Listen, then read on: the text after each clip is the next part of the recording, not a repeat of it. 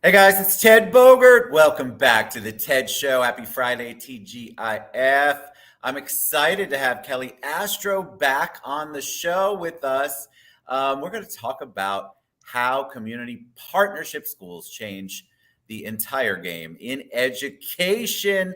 Welcome back, Kelly. How are you today? I am good. It is so fantastic to be back with you, Ted. I'm so excited to have you. I know it's a long time coming. And since the last time you were on the show, you've had a change in your career, a little bit of a new change, something new going on. And we want to hear all about that. Of course, we definitely want to hear about community partnership schools because I think that is something a lot of people don't know about and don't understand how important and critical the whole program is. So before we take a deep dive into that, though, tell them a little bit about you. Well, I currently am serving as the Children's Home Society Community Partnership School Director for Evans High School. It is a mouthful. Um, but I have spent my entire career in education, both in K-12 and in higher ed, working with at-risk student populations, Title I schools, and I feel like I have come full circle into this position with Evans High School, with Children's Home Society. And, I've always talked about the fact that what I love to do is to work with programs that build villages around students. This is the ultimate village. I love that. And I love the fact your life has been dedicated to education. Was that originally the plan? Did you decide early on, I want to do that? How did this become your life's work? It's funny. I think part of I would never admit this to my father because he has been in higher education my entire life, his career. My mother has also been in the nonprofit sector with education organizations as well. I started out in college, physical therapy major. I was going to go that route and soon discovered that was not organic chemistry, was not for me. Many people have been stopped there. Yes, tried my hand a little bit with business and realized that education really was a place where I could make an impact. And I think my entire kind of career trajectory changed as a result of a wonderful woman who at the time was the dean of the College of Education at UCF, Mary Palmer, who had me going to one of the most wonderful schools in Orange County, Pine Lock Elementary, for an internship. And that basically changed my whole path to always want to work to provide opportunities for college access for Title I students. What was it like at Pine? What was Pine Lock like? That was the change. What was the catalyst? What specifically there and about that internship really opened your eyes to what you wanted to do? I think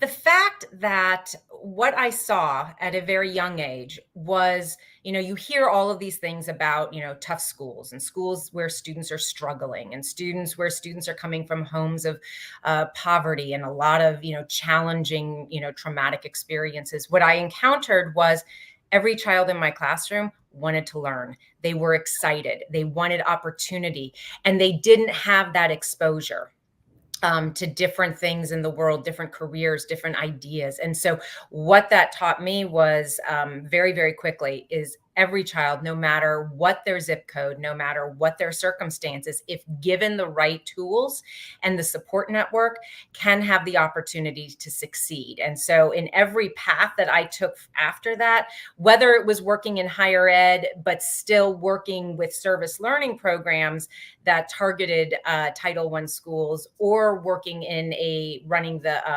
Horizon Scholars program, at-risk mentoring program for high school students, that was always at the forefront of my mind. If we provide opportunities and resources, the access is going to come for those students because they're going to be prepared. Agreed. But I love that work. I think it's so critical.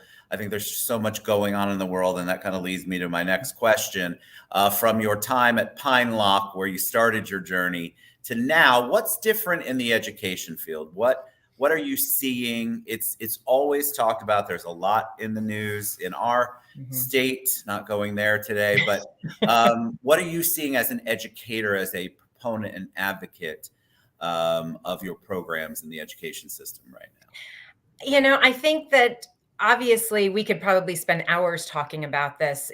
As economic situations grow, further and further apart, and we lose that middle class, more and more of our students who are in those economically disadvantaged neighborhoods are having more and more struggles. And we're seeing issues of virtually every school you're going to walk into are going to have food pantries. They're going to start to have, opportunities for students who might need clothing. You're going to need, parents who might need job training and GED classes. And those, I think there's a lot of external support that is needed. It has moved from, I think, solely being really about the academics. And it's now kind of moved into a focus of we really have to take care of the whole student. Yes, the And well-being of the whole student. yeah, and really nurturing that whole student. If you can't, if you are feeling sick or if you have a toothache, you can't focus on learning. And if you don't have access to a doctor or a dentist, then that problem just continues to be an issue for you, and therefore your grades go down. We could spend hours. I'd Yeah. love to do a whole educational series, which I will talk to you about after this. All right, now to the main event. Let's talk about community partnership schools. Tell us about that. Give us the background. And I think a lot of people, we had a lot of questions before we went live. People didn't even know what a community partnership school was, and they don't even know where they are in our Central Florida area. So tell them about community partnership schools, and specifically, of course, about what's going on at Evans. Absolutely. Well, community partnership schools, I do believe, is one of the best things that is going on in education right now. Now, granted, I'm a little biased because I'm working with them. But about 10 or 12 years ago, an idea was born out at UCF within the College of Health and Public Affairs. And in partnership with Children's Home Society, they began to create a model that was based off of ideas such as the Harlem Kids Zone up in New York, that really provided a network of resources and support around students in a far more holistic manner that would then be able to support students both in and outside of the classroom. So one of the things that community partnership schools attempt to do is to take some of the things that students will arrive in their classrooms with, whether that's hunger, whether that's housing insecurity, whether that's they don't have school supplies, and take that out of the teacher's hand and be able to support those students through what we refer to as our hub, which is kind of a centralized location in the school where students can come for all kinds of needs. Community partnership schools, then, there is the model that really focuses on 4 pillars of collaborative leadership, where we have lots of people from our community involved in kind of the direction of where it's going, supporting it. Expanded learning, which provides enriching educational experiences both in and after. So really and extracurricular programming and college readiness. Our family and community engagement. So we have initiated programming with parents as well as our mentoring program. And then, of course, the thing that I think differentiates us from every other program that you might find or model within a school, it's our wellness support. We here at Evans actually have an on-campus clinic with our partners, Orange Blossom Family Health, that provides medical and dental care for our students free of charge. Wow. Which is amazing. So, just actually yesterday, we had 25 of our students seeing a dentist on campus. They don't have to leave. Doesn't matter if they have insurance. And so many of our kids, these are students who in some cases haven't seen a dentist in 2 years or ever. And it is an amazing thing when they walk out of there and they're like, okay, my mouth is a little numb, but wow, I'm going to be able to see a dentist all throughout my years here in high school. So going back though to your original question about kind of where community partnership schools are and kind of how we've grown. So 10 years ago, Evans was created. We are the flagship community partnership school in the state. There are currently 29 community partnership schools across the state of Florida. 22 of them have Children's Home Society is the core nonprofit organization partner. And that's every community partnership school has to have a nonprofit, a medical partner, an institution of higher education, and of course the school district.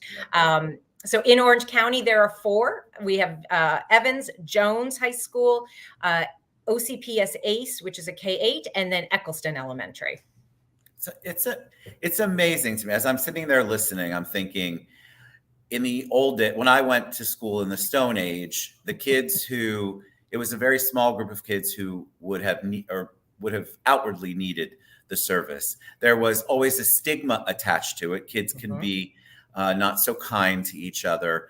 And I have educators who've come on and shared stories about how the kids picked up the free food to go home for the weekend, and then somebody made fun of them, and you could see the food strewn across the yard. There was a big stigma there. Yeah. Are you finding that the stigma is going away because the need is growing and it's impacting? You kind of alluded to this earlier, impacting more and more students. Are you seeing any kind of challenges as far as the stigma among students goes?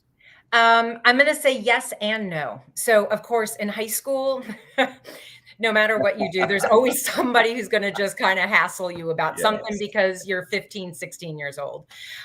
One of the things, and I have to give a great amount of credit to our principal, Mr. Rolando Bailey. When I started 8 months ago, our food pantry, which has now been renamed the Trojan Market, we are the Trojans, was actually way out by our athletic fields. And we did not see a lot of utilization of that as a service. And so, I approached him and said, can we move this into because we are located in the main administration building, can we move it into a space there? And he, without hesitation, said yes. And so I think by moving it in, we have seen that students realize that this is actually something that is supported and encouraged, and it's not something to be ashamed of. We have in our Trojan Market, we provide food, clothing, school supplies, toiletries.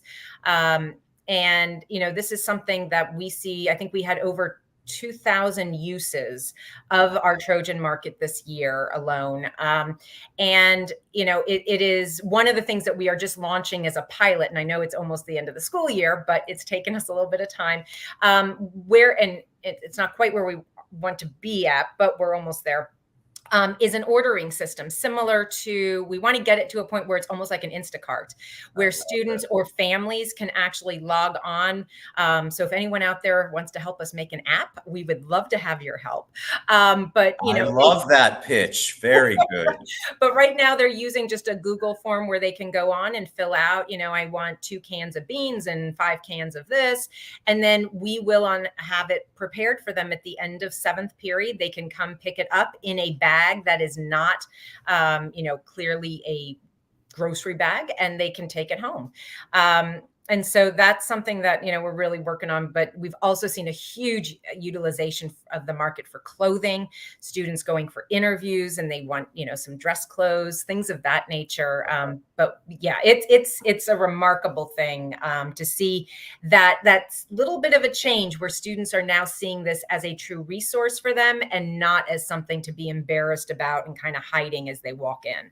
I love hearing that, because that was, I feel like, always such a deterrent, because kids, again, can be, they're under a lot of pressure. And Yes. So peer pressure, in addition to everything else. All right. So in addition to the app maker, and I'm going to reach out to a few for you that I know, how can people get involved? What is the best way for us as a community to support the community partnership schools? Well, I think, community is in our name. So this is everything that we do is really, focused on developing very, very unique and reciprocal community partnerships. So I was talking with somebody yesterday. There is no, there are so many different ways that people can get involved. And so whether that's as, I want to work with students and serve as a mentor. I want to, we have our college and career conversation series where people can come in and talk about their career paths with a group of students. We have opportunities for people to assist with our Trojan Market. And maybe if they wanted to do food, clothing, or school supply drives, because, even though everything always happens at the start of a school year around the holidays, in October and in February, we still need school supplies and we still need food. But so that's another way that people can get involved. They can also, come out and be a part of some of our volunteer events, our Trojan Service Day, our, helping with college applications for students. We have tutoring programs that are available, after school enrichment programs. So, I mean, there is, if somebody is interested, and we also have, I should say, a community leadership council. And so this is a group kind of like a board, but not nearly as formalized. And it's more about people who are really interested in kind of getting their hands in and making some change, and being able to, whether it's sponsor an event or open a door to something. Or, we had Coca-Cola Beverages Florida, who just donated some laptop computers that were awarded last night. In addition, and I have to say, in addition to beverages for our entire Trojan Service Day a few weeks ago.